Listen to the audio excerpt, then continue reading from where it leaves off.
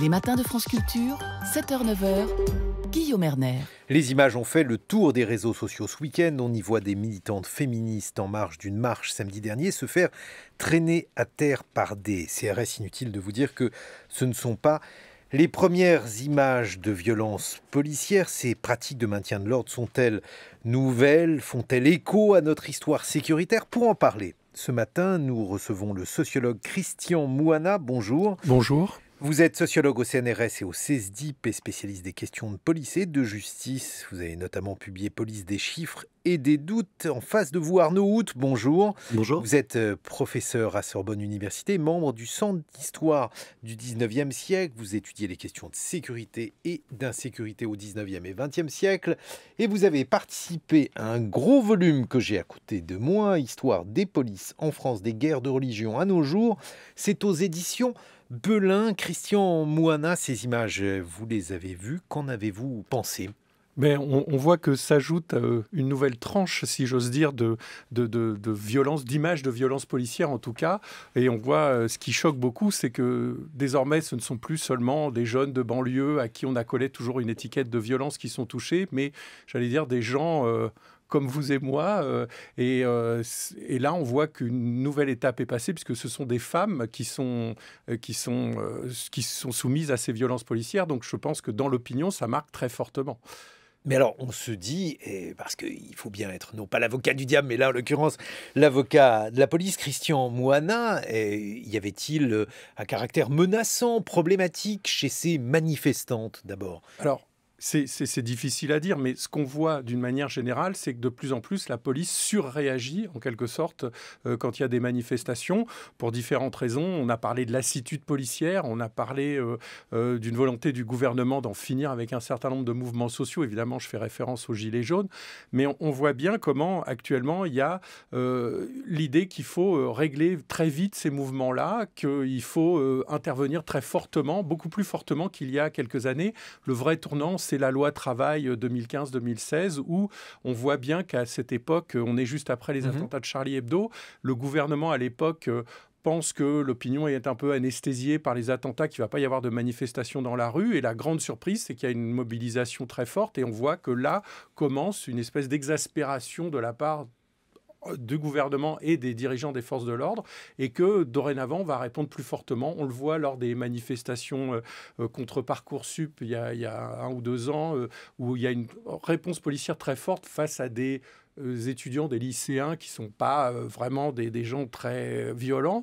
Et on voit bien comment tout ça s'accumule et que plus les policiers prennent l'habitude, ou une partie de la police, puisqu'on reviendra, il y a différents types de police qui répondent différemment, mais on va solliciter des gens, les BAC, qui autrefois étaient là vraiment pour aller régler des problèmes de violence, de criminalité violente, et on les envoie faire du maintien de l'ordre, et il y a une dérive qui s'est instaurée il y a quelque temps. Mais n'y a-t-il pas aussi tout simplement le fait que désormais nous avons tous des smartphones, qu'on filme ces scènes? Avant on les avait pas, peut-être que des scènes aussi violentes existaient, Christian Mouana, je ne sais pas moi, avant 2015, et on ne les avait pas, c'est tout. Bien sûr, ça c'est l'autre effet, c'est ce qu'on appelle l'effet dévoilement, c'est que les violences policières, quand il n'y a pas de smartphone, on ne peut pas s'en apercevoir. Il est intéressant d'ailleurs de voir que la vidéosurveillance dont on a équipé nos villes n'a jamais servi à contrôler le travail des policiers, et on pourrait en reparler aussi.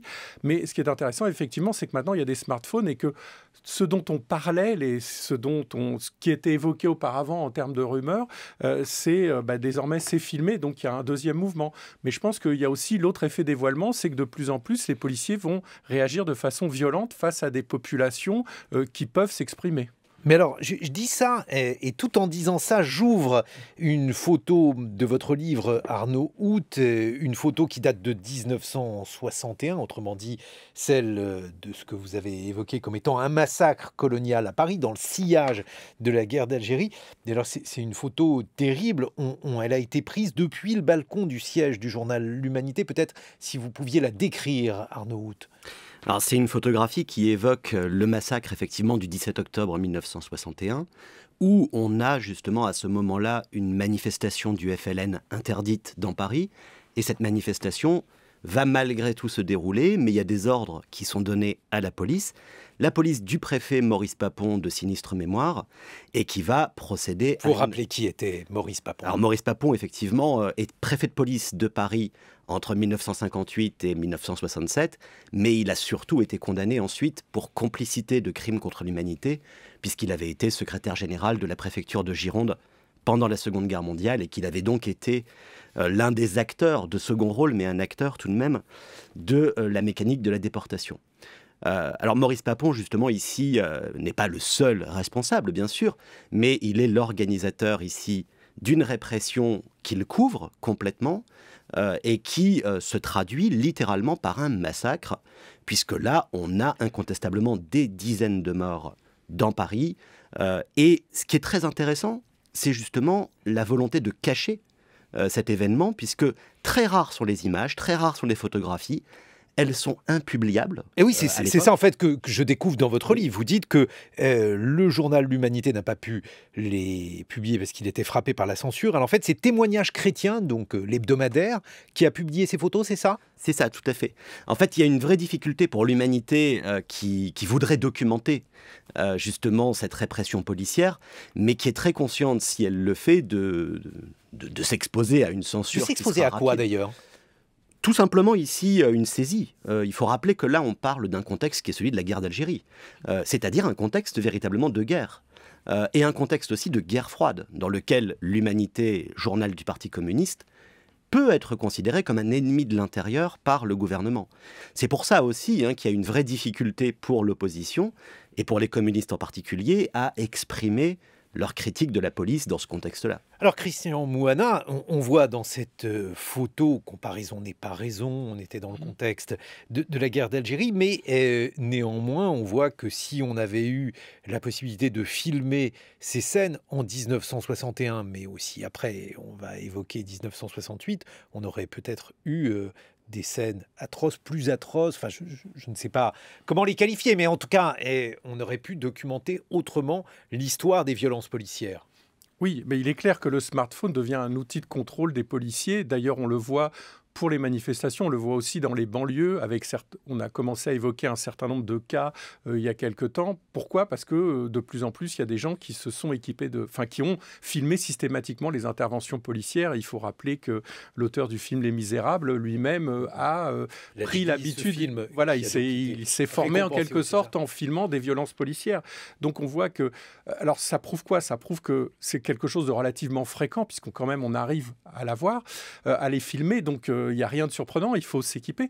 Mais la chose importante, je pense, c'est aussi qu'il y a une tolérance par rapport à des violences qui est de moins en moins forte. On supporte de moins en moins les violences policières dans leurs principes. Il y a quand même une confrontation de la société à la violence qui a tendance à baisser, malgré tout ce qu'on peut dire sur l'augmentation de la criminalité. D'ailleurs, la criminalité en général baisse. Mais on voit bien que les bagarres de rue, les bagarres dans les écoles, etc., tout ça devient interdit. D'ailleurs, c'est pénalisé. Donc, il y a moins de violences, mais elles sont... insupportable à nos yeux. C'est-à-dire que ce qui pouvait être autrefois un policier, par exemple, quand il était agressé par des jeunes, il n'allait pas déposer plainte au tribunal pour outrage à agent dépositaire de la force publique. Il réglait le problème, j'allais dire, dans une ruelle. Il y a 20 ans, ça se faisait. Maintenant, ça devient un peu plus difficile à faire. Et il y a aussi le fait que maintenant, un coup de poing, un coup de matraque devient quelque chose d'intolérable, alors qu'à une certaine époque, il y avait une certaine tolérance à ça. On parle de mai 68. Mai 68 n'est pas une période où les gens s'échangent des embrassades, où on envoie des pavés. Un pavé, quand on le reçoit, c'est quelque chose de très violent. Des plaques qui sont autour des arbres, des choses comme ça. Donc, il y a beaucoup de policiers qui sont blessés. Et d'ailleurs, l'un des mérites du préfet Grimaud qui va succéder à Maurice Papon, c'est bien de réfréner les policiers. Rappelez-nous qui était le préfet Grimaud. Alors, je ne sais pas par rapport à l'historien. Arnaud Hout.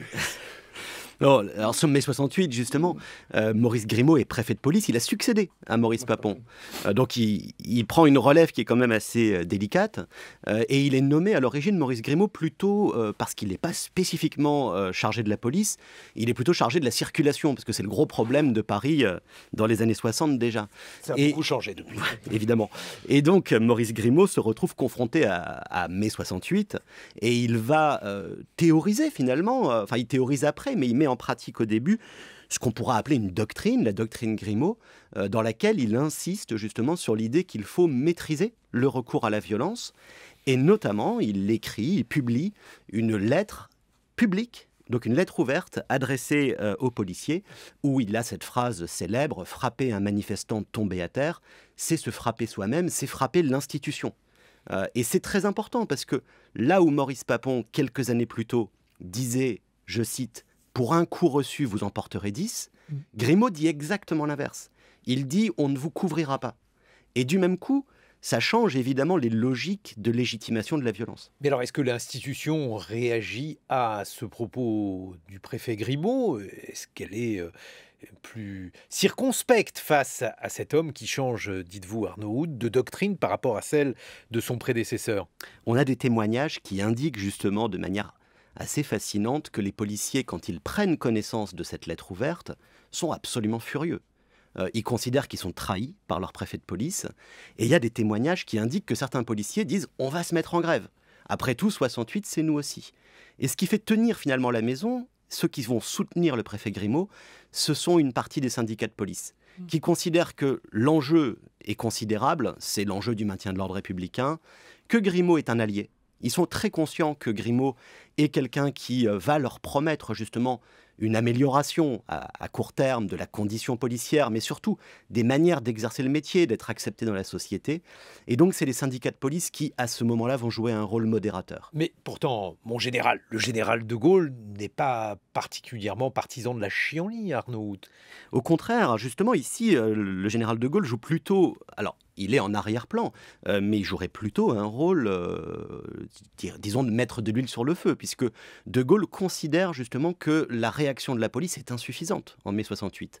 Il faut rappeler qu'une des premières mesures qui sont prises en juin 68, c'est de débarquer le ministre de l'Intérieur, Christian Fouché. Alors, il se trouve qu'il est l'homonyme du Fouché de Napoléon Bonaparte, et on dit beaucoup que de Gaulle dit qu'il veut un vrai Fouché, c'est-à-dire quelqu'un qui va vraiment manier la matraque et le renseignement. Et c'est pour ça qu'il nomme Raymond Marcellin, surnommé Raymond la Matraque, ce qui donne une idée du personnage, qui va rester en fonction pendant 5 ans. Donc de Gaulle n'est pas forcément sur la ligne du préfet Grimaud. Mais encore une fois, dans le contexte d'urgence de mai-juin 68, chacun fonctionne finalement avec une part d'autonomie. Est-ce qu'on peut considérer que les Gilets jaunes constituent une date importante au même titre que mai 68 en matière de maintien de l'ordre, de doctrine de maintien de l'ordre? Alors, tout à fait. Alors, Christian Moine. J'ai parlé du tournant des manifestations contre la loi travail, mais effectivement, les Gilets jaunes amènent autre chose pour plusieurs raisons. Premièrement, ils ne sont pas organisés. Or, le maintien de l'ordre à la française, c'est aussi une tradition de co-gestion, en quelque sorte, des manifestations entre les policiers d'un côté et les leaders des syndicats de l'autre côté. On l'a vu avec la CGT, qui est un service de maintien de l'ordre. Quand il y a une manif encadrée par la CGT, en général, ça se passe relativement bien, il n'y a pas trop de débordements. C'était la même chose avec l'UNEF, quand il y avait les grandes manifestations étudiantes, où une partie des syndicalistes de l'UNEF connaissaient bien les services de police, on pourrait même citer des noms.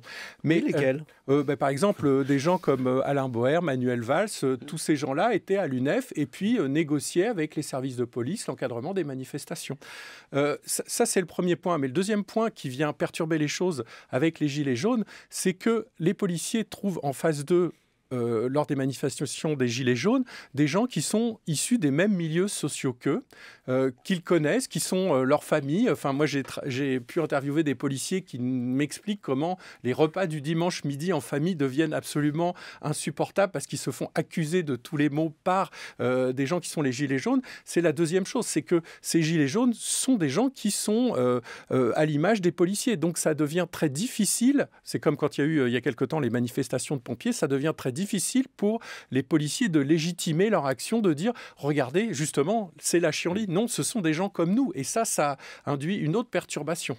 Une autre perturbation, et on voit naître des polémiques qu'on connaissait moins auparavant sur l'usage de certaines armes. Ces armes sont-elles nouvelles ou bien, là aussi, l'opinion publique est-elle peu encline à accepter l'usage de ces armes-là, Christian Moana? Alors là, je crois qu'il y a une vraie nouveauté, c'est l'irruption d'abord de ce qu'on a appelé le taser, l'arme à impulsion électrique il y a quelques années, et puis du fameux LBD, lanceur de balles de défense, qui lance des balles en caoutchouc, qui fait succession au flashball il y a quelques années, qu'on a d'abord utilisé dans les banlieues. C'est ça qui est intéressant, c'est qu'on a des tas d'innovations, entre guillemets, qui ont été testées en quelque sorte pendant des années dans les banlieues. Ça n'a pas trop remué,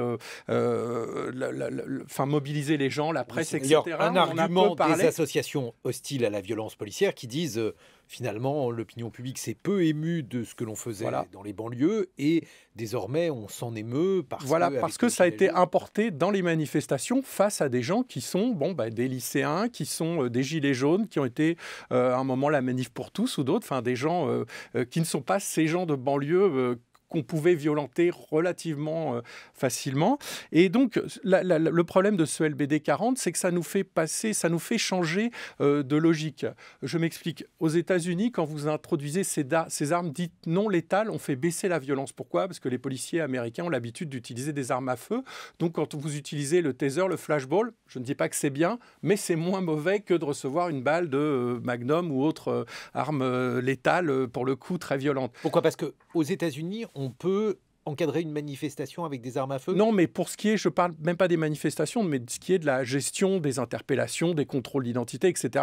Un recours beaucoup plus rapide. Alors on ne peut pas parler de la police américaine parce que ce sont des services locaux de police, il y a différentes traditions, mais on voit que dans certaines polices américaines, le recours à la violence est quelque chose, et à l'arme est quelque chose de relativement facile.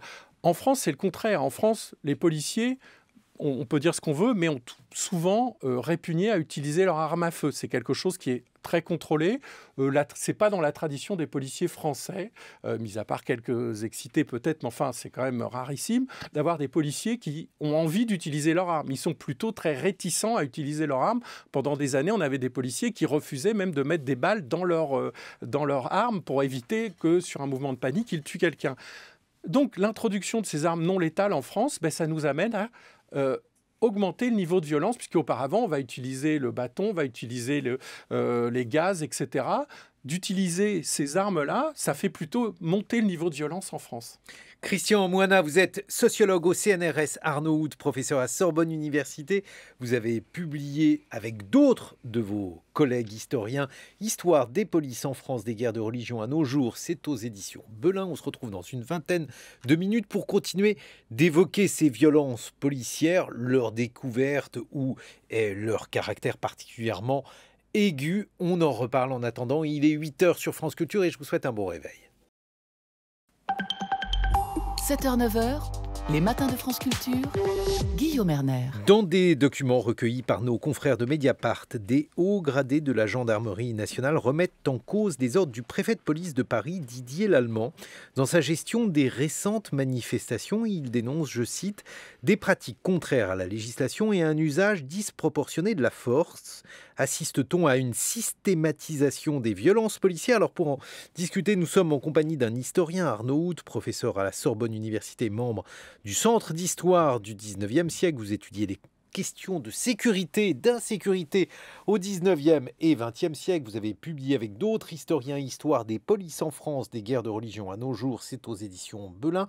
À côté de vous, Christian Moana, vous êtes sociologue au CNRS et au CESDIP. Votre point de vue par rapport à ces documents recueillis donc par Mediapart, y a-t-il eu un changement de doctrine? Est-ce que Didier Lallement, puisqu'on a parlé du préfet Grimaud, du préfet Papon, est-il responsable d'un infléchissement de la doctrine de maintien de l'ordre? Mais on voit que ce n'est pas seulement le préfet, mais que derrière, c'est au niveau des responsables politiques que se joue ce changement, puisque le préfet Delpech, qui est précédé M. Lallement, a été limogé parce qu'on lui reprochait justement de ne pas être assez sévère dans la répression. Un de ses directeurs aussi a été limogé en même temps parce qu'il avait fait passer une directive limitant justement l'usage du fameux lanceur de balles de défense.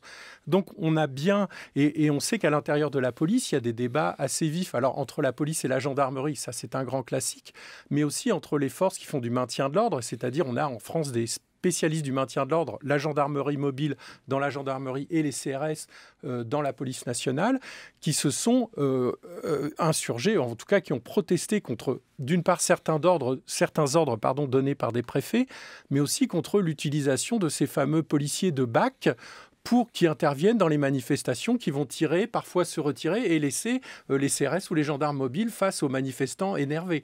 Donc il y a aussi des tensions à l'intérieur des services de police parce que du point de vue des gendarmes mobiles ou des CRS, on peut faire du maintien de l'ordre autrement en étant un peu moins violent. Christian Mouana, je vais vous poser la question de manière un peu brutale. Est-ce que ce changement de doctrine de maintien de l'ordre, s'il existe, et s'il a été dicté, comme vous le dites, par les politiques, autrement dit, par Christophe Castaner, par Emmanuel Macron, je ne sais pas qui en serait responsable selon vous, mais en tout cas, s'il y a eu ce changement, est-ce qu'il consiste tout simplement à dissuader les gens d'aller manifester ? Mais il y a cet aspect-là. Alors, la difficulté est de savoir si ça a été pensé en amont ou s'il y a une réaction un peu de panique. C'est la question que je vous pose.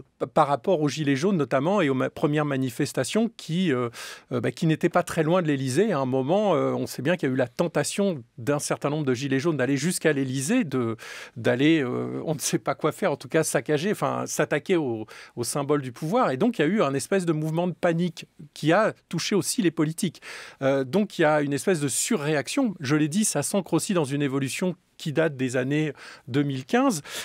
Mais on voit bien comment, là, un certain nombre de déclarations en mars du Premier ministre, du Président de la République, au moment où il faisait les débats dans toute la France, montrent bien qu'il y a une volonté de répondre de manière assez virulente, pour ne pas dire violente, en tout cas de dissuader les gens de manifester. Mais ça, c'est un peu dans la tradition, j'allais dire, du maintien de l'ordre. Enfin, on verra avec les historiens. Mais il y a cette tradition toujours de se dire un mouvement de manifestation, il faut à la fois, si on est trop violent et qu'il y a des blessés ou des morts parmi les manifestants, ça va attirer la sympathie du public, on va faire des martyrs en quelque sorte. Donc la doctrine du maintien de l'ordre, c'est aussi d'éviter qu'il y ait des martyrs. Mais dans l'autre sens, si la manifestation se discrédite en étant un peu trop violente, en allant, et alors on voit à intervalles réguliers, notamment des manifestants qui ont été soupçonnés de s'attaquer à des hôpitaux. Il y a eu un épisode qui a été dénoncé, je crois, par Mediapart à une époque où on avait dit des manifestants s'attaquent à l'hôpital, etc. Et en fait, il s'avère que ce n'était pas vrai.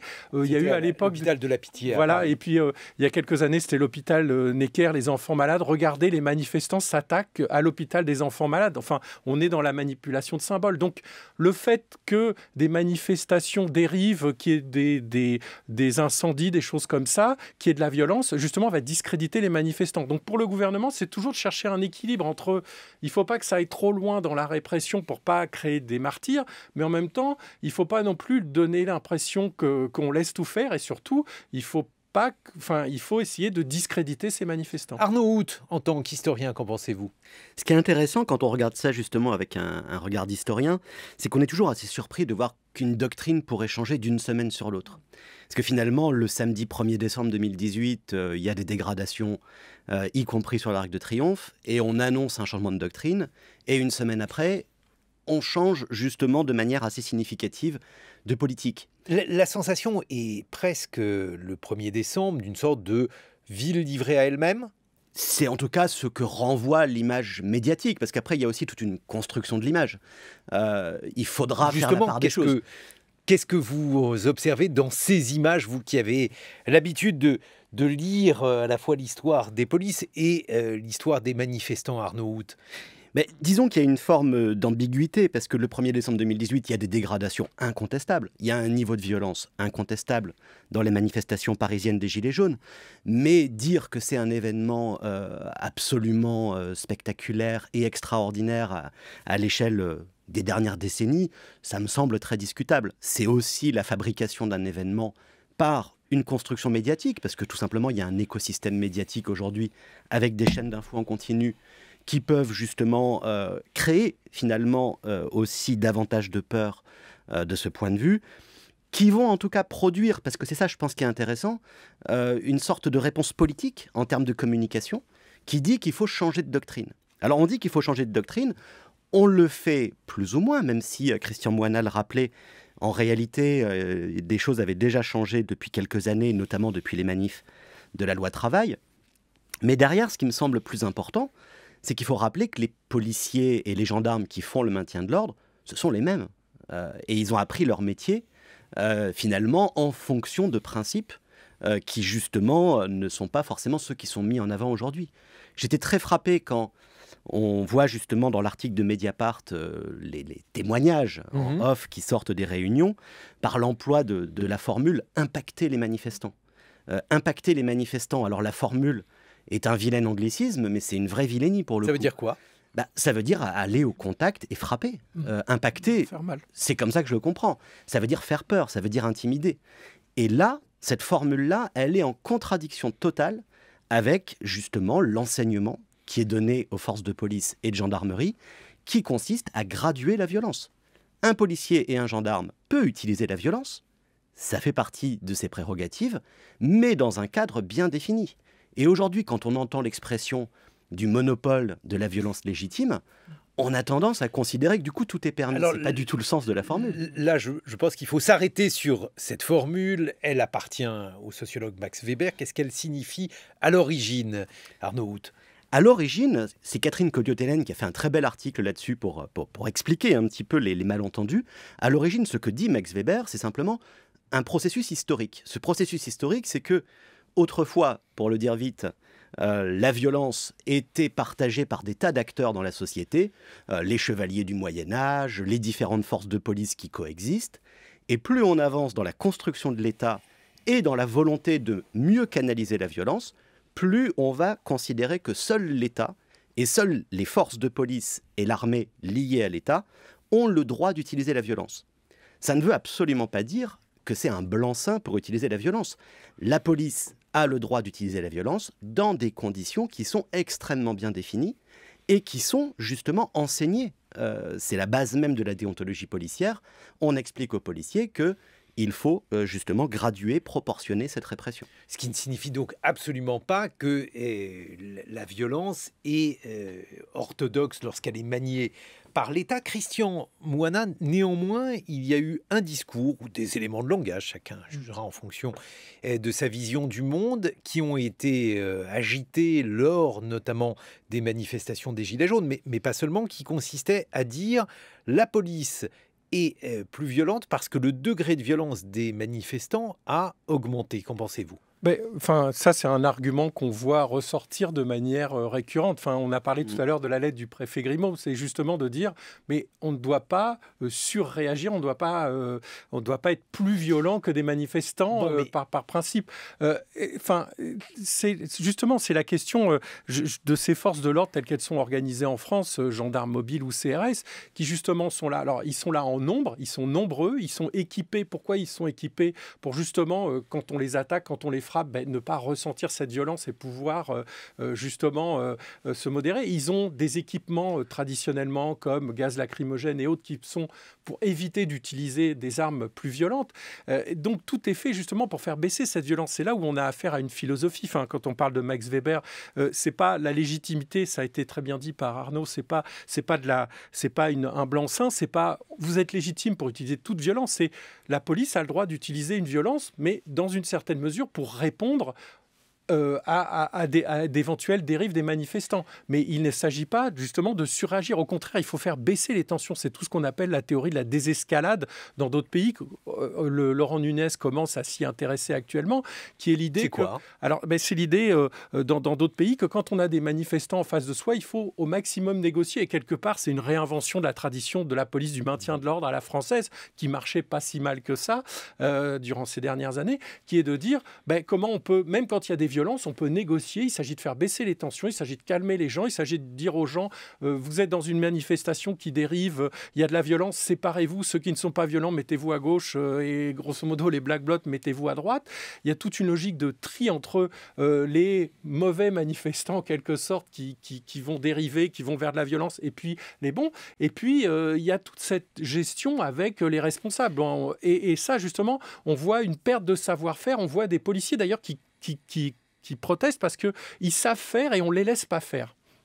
Arnaud Hout, Pour rebondir justement sur cette idée de désescalade, il y a un précédent historique. Alors les précédents historiques, évidemment, peuvent être interprétés de différentes manières, mais en 1909, on est sous la Troisième République. On est dans un régime qui est déjà démocratique et un régime dans lequel la manifestation commence à être tolérée. Et il y a un exemple très intéressant, c'est le 13 octobre, une manifestation qui dégénère totalement. Il y a même des coups de feu qui sont tirés et qui passent très près du préfet de police, Lépine en l'occurrence. Donc on est dans vraiment le summum de la catastrophe, avec des manifestants qui sont très violents, qui sont des anarchistes et qui veulent la révolution, et en face des policiers qui sont très violents. Et le pari qui est fait, c'est 4 jours plus tard, de faire une deuxième manifestation avec les mêmes acteurs, mais entre-temps, on négocie. Entre-temps, justement, on invente ce que Christian rappelait tout à l'heure, c'est-à-dire la négociation avec les syndicats, les acteurs de la manifestation. Et le 17 octobre, alors celui-là de meilleure mémoire, le 17 octobre 1909, on a une manifestation dans laquelle, pour la première fois, on a un service d'ordre. On les appelle les hommes de confiance. Leur nom est publié dans la presse pour indiquer qu'ils sont responsables justement de la sécurité de la manifestation. Il y a même des femmes d'ailleurs parmi ces hommes de confiance. Et c'est vraiment pour le coup l'invention d'une réponse. Alors qui n'est pas parfaite parce qu'évidemment il va y avoir des problèmes. Et comme on le disait tout à l'heure, un des problèmes que posent par exemple les manifestations des Gilets jaunes, c'est justement le refus de négocier, ou en tout cas les difficultés à négocier un itinéraire, à accepter cette part d'organisation qui a été jusqu'ici la condition d'un maintien de l'ordre pacifié. Et justement, Christian Mouhana, parmi les images qui ont circulé, alors on parlait tout à l'heure de construction d'icônes ou de construction sociale d'une réalité à partir de différentes images, mais il y a eu des scènes très choquantes où on voyait des policiers attaqués, où on a vu des véhicules de police brûlés. Ces scènes sont-elles inédites? Est-ce que la police est faite pour supporter ce niveau de violence? Bref, qu'en pensez-vous? Mais ça, c'est très intéressant parce que c'est un problème qui est récurrent. Et on voit bien qu'en fonction des publics de manifestants, la réaction des policiers est différente.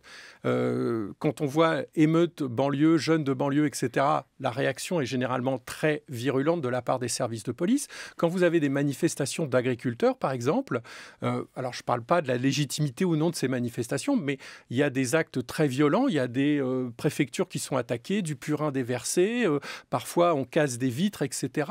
Il y a une certaine tolérance. Des véhicules brûlés par des agriculteurs, ça arrive. D'abord, ça ne transparaît pas dans les journaux, il y a aussi tout un effet médiatique, mais en plus, il y a une tolérance de la part des préfets par rapport à des manifestations agricoles qui sont le degré de tolérance est bien plus élevé que par rapport à d'autres types de manifestations. Donc il y a bien des choix politiques derrière. On parle toujours de la perte du politique ou de la perte de pouvoir du politique, mais il y a quand même des choix politiques qui est, à un moment, est-ce qu'on discute, est-ce qu'on négocie? On pourrait se poser la question par rapport aux Gilets jaunes. Il ne s'agit pas d'être d'accord avec eux ou contre eux, mais à un moment, on a dit, on ne discute pas avec les Gilets jaunes. On a dit, bon, on choisit la confrontation, quelque part. Alors évidemment, de l'autre côté, il n'y a pas d'organisation. Les Gilets jaunes, c'est un mouvement flou. Oui, parce que il est éliminé. Voilà, quand vous dites on ne discute pas, il y a donc des négociations avec des organisations syndicales, avec une plateforme de revendication, mais l'autre difficulté posée par les Gilets jaunes était l'absence d'incarnation et l'absence de revendications précises, ou en tout cas de revendications qui puissent constituer une plateforme. Oui, mais c'est là toute la difficulté. C'est l'art du politique, justement, de pouvoir repolitiser, réintroduire ce débat. C'est bien la logique de la démocratie. Le problème, il est quand la réponse policière devient systématique par rapport à des débats qu'on pourrait considérer comme relevant du politique, c'est là où se pose un problème. Il est évident que par rapport à des actes de terrorisme, de la violence, etc., il faut réagir. Mais quand même, on voit les Gilets jaunes, un mouvement qui se prolonge durant des mois, et on voit que finalement, l'écoute par rapport, les débats qui sont organisés ne sont pas organisés avec les Gilets jaunes. On aurait pu imaginer plein d'autres choses, d'autres façons de réintégrer justement le débat démocratique par rapport à ces gens-là. Quand on choisit la réponse policière, c'est en quelque sorte qu'on refuse de débattre. Et d'ailleurs, on pourrait faire, on entendait parler de Parcoursup, on entendait parler de la loi travail, enfin, on peut faire ça sur plein de sujets. C'est qu'à un moment, le politique, et c'est là où il y a une dérive du fameux principe de Max Weber, c'est à un moment, j'ai plus envie de discuter, j'utilise la violence. C'est pas comme ça que ça doit marcher. Qu'en pensez-vous, Arnaud Hout? Je suis tout à fait d'accord avec effectivement cette analyse. Et pour revenir sur un des points qui a été évoqué aussi, un des aspects dans lequel le politique, justement, a une part de responsabilité, c'est aussi la question des moyens donnés aux forces de police et du choix, justement, des forces de police qui vont être mises en œuvre. Et c'est un aspect très important parce que dans cette fameuse doctrine du maintien de l'ordre à la française qui a été mise en question, il y avait un principe qui était celui de spécialiser des forces de police, en l'occurrence la gendarmerie mobile qui existe depuis les années 1920, elle va fêter son centenaire l'année prochaine, et les CRS qui existent depuis l'immédiate après Seconde Guerre mondiale. Ce qui est important, c'est que CRS et gendarmes mobiles sont justement formés à la désescalade. Alors ça n'interdit pas évidemment des incidents, des bavures qui peuvent toujours se produire, mais le fait est que là où ils sont employés, en règle générale, les incidents restent limités. À l'inverse, ce qui semble se dégager de tous les derniers événements, et ce qui se vérifie de manière assez fréquente dans l'histoire, c'est qu'on confie à des non-spécialistes, à des policiers qui sont des policiers de voie publique, par exemple, tout simplement, des BAC, plus récemment, on leur confie justement des fonctions de maintien de l'ordre pour lesquelles ils n'ont pas été forcément formés. Les BAC ont une mission qui leur est assignée depuis 40 ans maintenant, c'est d'aller à l'interpellation, c'est d'aller au contact, justement. Mais ce n'est pas du tout la même chose de faire la chasse, enfin de jouer aux gendarmes et aux voleurs, ou de faire du maintien de l'ordre. Et là, il y a un choix politique aussi dans les moyens qui sont donnés, dans l'organisation des forces de police. Mais alors, ça aussi, ça fait partie des choses qui ont été évoquées. On a dit qu'il y avait eu peu d'interpellations, que les casseurs n'avaient pas été suffisamment empêchés de nuire. Alors, c'est un propos qui se voyait par exemple sur les réseaux sociaux. Il peut être perçu comme étant contradictoire avec la dénonciation des violences policières ou pas, parce que à chaque fois qu'il y a manifestation, il y a soupçon de manipulation de cette manifestation. Christian Moina, qu'en pensez-vous ? Alors, pardon, par rapport à votre question, vous parlez d'interpellation de manifestants, parce que là, au contraire, on s'aperçoit, quand on regarde les chiffres du tribunal de Paris, qu'il y a eu beaucoup d'interpellations, qu'il y a eu beaucoup de gens placés en garde à vue, qu'il y a eu beaucoup de gens qui sont passés en comparution immédiate. Donc, il y a quand même eu... S'agissait-il des bons, ces casseurs, les Black Blocs? Est-ce qu'il était impossible de les empêcher de nuire? Est-ce qu'il y avait une volonté de ne pas aller au contact avec eux? Qu'en pensez-vous? Alors, c'est ce que je disais tout à l'heure, c'est toujours la difficulté de conserver le bon équilibre. Il est clair qu'on ne peut pas laisser faire les Black Blocs, puisque sinon ça montrerait que le gouvernement est incapable de gérer ça. Bon, c'est un nombre relativement limité de personnes. Quand on va sur les manifestations, on voit que c'est maximum 1000 personnes, enfin vraiment en prenant l'essentiel, qui sont prêts à en découdre vraiment avec les forces de l'ordre, donc ils sont relativement facilement identifiables. C'est toujours difficile d'intervenir parce qu'ils ont la capacité de se cacher en quelque sorte dans la foule, et c'est bien toute leur stratégie d'intervenir, puis au moment où on essaie de les attraper, d'aller se dissimuler dans la foule, et c'est là où les policiers, s'ils n'ont pas réellement bien ciblé les personnes, vont aller faire des nasses et puis taper un petit peu, enfin attraper pas forcément les bonnes personnes. Mais d'un autre côté, il faut voir aussi que les Black Blocs, quand ils font dégénérer le mouvement, quand le mouvement devient un mouvement violent, quand on brûle, quand on casse, si on va jusqu'à blesser des gens, comme il y a eu cette histoire de l'incendie où des gens ont failli mourir, là, on discrédite le mouvement. Donc, quelque part, je ne dis pas que le gouvernement encourage ça, mais il y a un certain opportunisme des gouvernements qui peuvent se dire, tiens... Vous ne le dites pas ou vous le dites ? Non, je ne dis pas qu'il y a eu complot derrière, mais il peut y avoir opportunisme, qui est autre chose, qui est de profiter des circonstances à un moment T pour se dire, tiens, la manifestation dégénère, et après on peut dire, comme il y a eu certains discours politiques, en disant, regardez, tous les gilets jaunes sont des gens assoiffés de sang, ils sont violents, et comme ça on discrédite le mouvement. Il y a aussi cette stratégie de discréditer l'opposition. Arnaud Hout ? Ce que dit Christian Moina fait beaucoup écho justement à l'après 68. Parce qu'après 68, on l'oublie, mais il y a un niveau de tension qui est extrêmement élevé, avec les mouvements étudiants, avec l'extrême gauche, avec l'extrême droite aussi. Et au début des années 70, il y a énormément de violences, d'affrontements entre police et manifestants. Et c'est très lié justement aussi au thème des casseurs, qui est omniprésent, et avec toute une mythologie, alors partiellement vraie, très fausse également, comme toujours. Il y a une part de vérité, mais il y a beaucoup de rumeurs. Cette légende, c'est celle finalement des infiltrés de la police. Il y a un sketch de Coluche, justement, qui est assez célèbre là-dessus et qui dit, il y a ceux qu'il ne faut pas taper, ils ont les cheveux longs, mais on les reconnaît, c'est les policiers. Voilà, c'est pas Mais c'est nouveau. une légende ou pas, vous qui avez fait l'histoire de la police, Arnaud Alors, Hout? Ce que montre justement l'étude historique, alors là pour les années 70 c'est un petit peu délicat, les archives ne sont pas forcément ouvertes pour cette période, de toute façon c'est pas forcément dans les archives qu'on trouve ce genre de choses. Mais quand on remonte un peu plus loin dans le temps, au début du XXe siècle, on a des infiltrés, ça existe. Mais c'est Attention, on loin parle d'être... d'infiltrés qui seraient donc des policiers casseurs qui sont là pour faire en sorte qu'une manifestation dégénère. Est-ce que ça a déjà existé? Bien sûr que ça a déjà existé. On en trouve par exemple justement au début du XXe siècle quand il s'agit de discréditer les mouvements anarchistes. Il y a un exemple célèbre, c'est un préfet de police justement qui va financer un journal anarchiste qui appelle au terrorisme. Et il le fait en expliquant sa stratégie. Et paraît absurde, mais elle n'est pas si stupide que ça. Il le fait en disant c'est le meilleur moyen de savoir ce qu'ils vont dire, d'être le premier informé et de pouvoir mieux les contrôler. Alors, l'infiltration, c'est une technique qui existe, qui a sa part de légitimité, mais qui nourrit évidemment des fantasmes. Et c'est là que ça devient dangereux.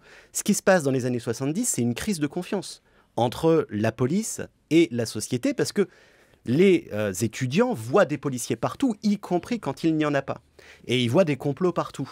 Et ce qui me semble intéressant, c'est que cette crise de confiance des années 70, c'est ce qu'on retrouve d'une certaine manière aujourd'hui, avec le sentiment qu'une manifestation ne peut plus se dérouler sans qu'il y ait des violences, sans qu'il y ait des risques. Le risque, c'est justement qu'on finisse par avoir une perte de vitalité démocratique. Christian Moina, en conclusion, assiste-t-on à un point de bascule en matière de doctrine de maintien de l'ordre? Est-ce que, pour le dire autrement, le préfet allemand va être obligé de s'amender, de modifier sa stratégie ou bien va-t-il persévérer? Je dirais que ça a déjà commencé, puisqu'on voit qu'il y a eu un certain nombre de directives qui sont sorties récemment, qui cherchent un petit peu à faire baisser les tensions.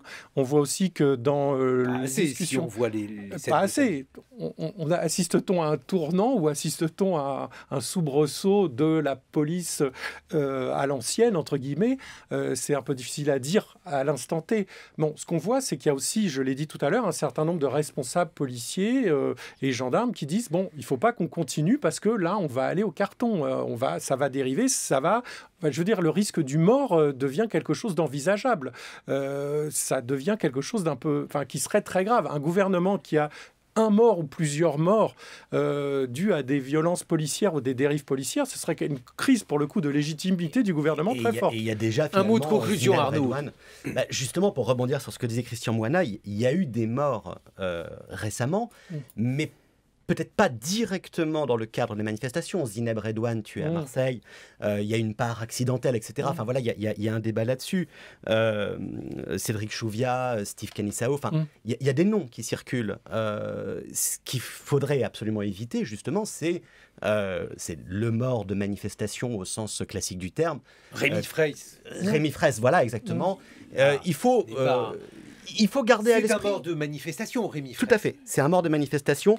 Je pense que ce qu'il faut garder à l'esprit, c'est que dans les années 70, ce niveau de conflictualité que j'évoquais, il aboutit aussi à Malik Oussekine, à la mort de Malik Oussekine.